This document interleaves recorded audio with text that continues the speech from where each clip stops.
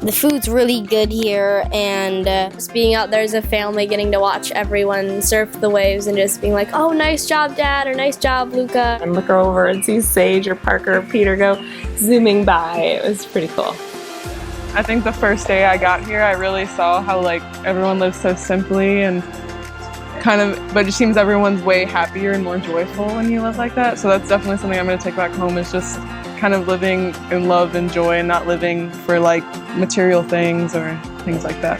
Maybe this is a generalization, but sometimes moms take a step back and let their kids do the experiences, or, you know, being out there together and experiencing something together, learning it together, and being able to be proud of all of us together was really cool.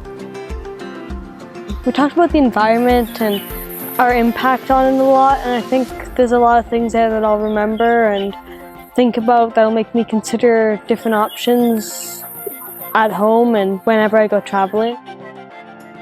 So learning about the importance of the ocean and how we can take care of it, and that what we can give back to make sure these experiences are around forever. You know, seeing the school and seeing the town and seeing how just different people live, and it's not all suburbs of Minnesota around the world.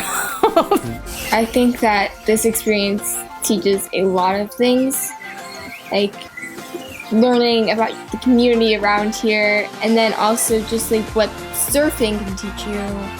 Tune into like how you feel and what's going through your mind, like envisioning success in a structured way is really nice. I just think it's kind of the perfect blend for a family vacation. I think we're closer as a family, and I think every day we're going to keep getting closer. Miles is already planning our next surfing vacation, so.